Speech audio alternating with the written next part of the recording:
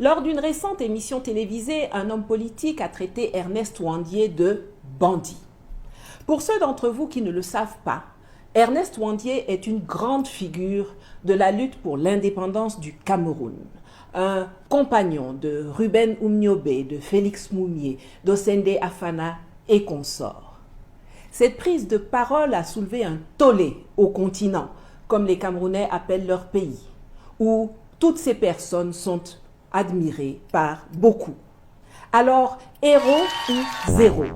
Mon objectif aujourd'hui est de clarifier les choses, froidement, factuellement, loin de toute émotion. Et pour cela, je vais procéder méthodiquement, à l'aide du droit, comme j'aurais souhaité que cela fût fait sur les plateaux de télévision qui s'en sont suivis. Commençons donc par définir ce que c'est un bandit. Un bandit, c'est quelqu'un qui commet des infractions à la loi, qui sont répréhensibles pénalement. Quelqu'un qui vole, qui braque, qui rackette, quelqu'un qui kidnappe, qui agresse, qui tue, c'est un bandit. Donc ceux qui accusent Ouandié d'avoir été bandit doivent pouvoir dire et prouver très précisément que tel jour, Ouandié a tué telle personne, a séquestré tel autre, a extorqué telle chose ou a donné l'ordre d'agresser un tel. Et je souligne bien que c'est de Ouandié dont il s'agit, pas de l'UPC, l'Union des populations du Cameroun, dont il est militant, ni de l'ALNK, l'Armée de libération nationale du Cameroun, la branche armée de l'UPC dont il était le chef. Je souligne ça parce qu'en droit, et c'est mon deuxième point, la responsabilité pénale est personnelle. Elle est liée à un individu, elle n'est pas collective. Je vous donne deux exemples pour bien illustrer cela. Il y a une dizaine d'années, nous avons été horrifiés par les images des soldats de l'armée camerounaise qui se sont filmés eux-mêmes en train d'abattre par derrière, à bout portant, deux femmes civiles désarmées, dont l'une portait un bébé attaché dans le dos et une petite fille. Je n'oublierai jamais le regard du bébé qui se tourne pour contempler celui qui s'apprête à le massacrer avec sa famille la seconde suivante. J'ai été tellement choquée par ces images que je sais encore exactement où j'étais quand j'ai vu cette vidéo pour la première fois. Personne n'a jamais accusé Paul Biya d'être un bandit à cause de cela. Parce qu'il était évident que ce n'était pas pour faire ça que Biya avait envoyé les soldats de l'armée camerounaise au nord du pays.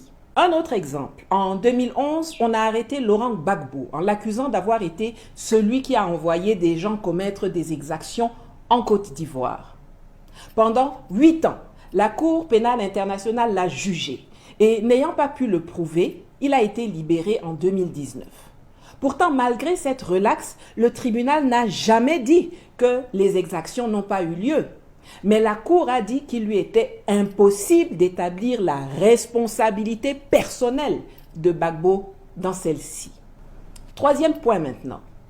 Qu'est-ce que le droit dit sur l'histoire de la lutte indépendantiste au Cameroun? D'abord, il faut établir un fait universel. La guerre est sale, elle est violente, elle est sanglante.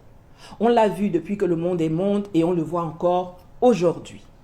Les horreurs que l'armée française a infligées aux Camerounais pour les soumettre et tenter de les empêcher de s'émanciper sont d'une cruauté qui a toute sa place dans le livre Guinness des records de la monstruosité.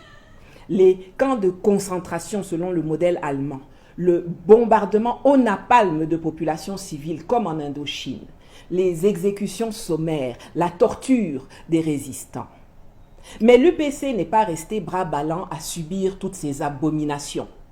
Comme l'ANC en Afrique du Sud, l'Union des populations du Cameroun, en plus de l'action diplomatique qu'elle menait au plan international, s'est à un moment donné caractérisée par la résistance armée aux colons et à leurs laquais locaux, toujours eux.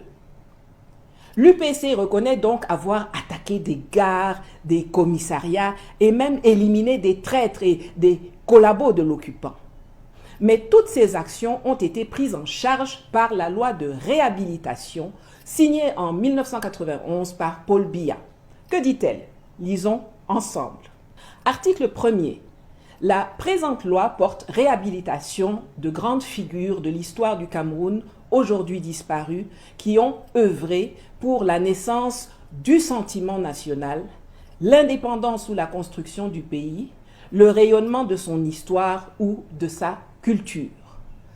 En application des dispositions de l'alinéa ci-dessus, sont réhabilités messieurs Amadou Ahidjo, Nyobe Ruben, Moumié Félix et Wandié Ernest.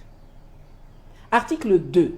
La réhabilitation visée à l'article 1er ci-dessus a pour effet de dissiper tout préjugé négatif qui entourait toute référence à ces personnes, notamment en ce qui concerne leur nom, biographie, effigie, portrait, la dénomination des rues, monuments ou édifices publics. Fin de citation. La loi s'affiche, vous pouvez appuyer sur pause pour la lire. La raison pour laquelle ce sont ces 3 personnes qui ont été spécifiquement choisies est qu'elles sont les 3 figures de proue de la lutte anticoloniale au Cameroun. Le greffier Ruben Nyobe était l'un des fondateurs de l'UPC et son secrétaire général emblématique de 1948 au 13 septembre 1958, quand il est sauvagement assassiné par l'armée française qui l'a mitraillé dans le dos avant de traîner son cadavre défiguré dans la boue pour l'exposer à Boumniebel avant de le couler dans du béton. Nyobe faisait régner la terreur. Et à partir de ce moment-là, j'ai décidé de lui faire la guerre et de l'éliminer. À partir de ce moment-là? Oui. À la mort de c'est le médecin Félix Roland Moumié qui prend la tête de l'UPC comme président jusqu'au 3 novembre 1960, quand il est assassiné à Genève, en Suisse, par les services secrets français. En déplacement à Genève pour acheter des armes, Félix Mounier a rendez-vous dans un café avec un certain William Bechtel, qu'il croit être un journaliste. Il s'agit en fait d'un membre des services secrets français. Après le rendez-vous, Félix Mounier s'effondre, terrassé par un mal mystérieux dont il ne se relèvera pas. L'enquête de la police suisse prouvera qu'il a succombé à une dose de thallium que William Bechtel a versé dans sa tasse de café. William Bechtel. Maurice Delaunay ne prononce pas son nom, mais reconnaît la complicité de la France. C'est quelqu'un qui avait été payé par le président Ahidjo, mais avec notre accord, évidemment. Après cela, c'est l'instituteur Ernest Wandié qui lui succède et prend la tête de la branche armée de l'UPC, l'ALNK, jusqu'à son exécution par l'armée coloniale sur la place publique à Bafoussam le 15 janvier 1971. 10 jours après leur condamnation, Ernest Wandié et 2 de ses compagnons d'infortune savent que la mort les attend le 15 janvier 1971. Menottés et escortés par la soldatesque d'Amadou Ahidjo, le nationaliste avance la tête haute et le sourire omniprésent devant des populations de Bafoussam plus apeurées que lui. Ligoté sur un poteau par le peloton d'exécution, il refuse qu'on lui bande les yeux avant sa mise à mort. Son sourire ne l'a pas quitté pendant qu'il était criblé de balles. Ils sont donc réhabilités en tant que personnes et en tant que leaders politiques. Le Cameroun reconnaît ainsi que les actions posées par Nyobe, Moumié et Wandié et leurs camarades étaient au bénéfice du Cameroun. Si quelqu'un a été lésé, si des terres ont été arrachées, c'est donc à l'État de gérer. D'autant plus que ce ne sont pas des gens qui sont traqués 24 heures sur 24 par la police, l'armée, le colon, l'État, et qui sont contraints de prendre le maquis, d'entrer en brousse, de changer de localité tous les 2 ou 3 jours, qui auraient pu être capables d'arracher la terre des gens et de s'y installer en grand maître au grand jour. Un peu de sérieux quand même. Pour finir, je vais aborder la question de l'héroïsme qui reste subjective, car la loi ne s'est pas exprimée là-dessus. Elle reconnaît le rôle qu'ils ont joué pour le bien et la grandeur du Cameroun, mais elle ne les a pas qualifiés de héros. Chacun est donc libre d'apprécier selon son ressenti, son histoire personnelle, sa compréhension des événements. Par contre, la loi a tranché de façon très claire sur le fait qu'ils ne sont pas des héros.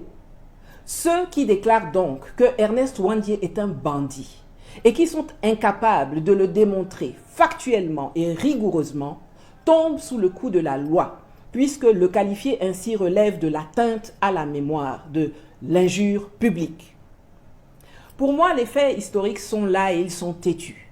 Ruben Oumniobé, Félix Roland Moumié, Ernest Ouandié et leurs camarades comme Osende Afana ou mon tonton Simon Bila, adolescent à l'époque que je salue ici, sont des héros. Mais on ne fera pas de palabres si vous n'êtes pas d'accord avec ça. Par contre, une chose est certaine. Hier comme aujourd'hui, nos luttes n'ont pas besoin d'angélisme et de saints. Nos luttes ont besoin d'hommes et de femmes courageux, patriotes et déterminés à faire ce qu'il faut, par tous les moyens nécessaires, pour arracher notre liberté, bouter le colon et ses sbires locaux loin des centres de décision de nos États et reprendre la main sur notre souveraineté et notre autodétermination qui nous conduiront vers le progrès durable et une vie meilleure pour nous et surtout pour les générations à venir. Comme nos devanciers, les UPCistes d'hier, comme Amilcar Cabral, Ahmed Sékou Touré, Ahmed Ben Bella, Jean-Jacques Dessalines, Anna Zinga, Dedan Kimati, les Agodjier, Winnie Mandela, Thomas Sankara, Jerry Rawlings, comme mes frères de combat aujourd'hui, Kémy Seba, Assimi Goïta, Abdraman Tiani, Ibrahim Traoré, Joshua Maponga, Julius Malema, Safia Enjoy Life, Franklin Yamsi, Egunchi Béanzin et tant d'autres. L'Afrique libre ou la mort, nous vaincrons. À Mantla. Ah oui, on n'oublie pas. Abonnez-vous, partagez, commentez et si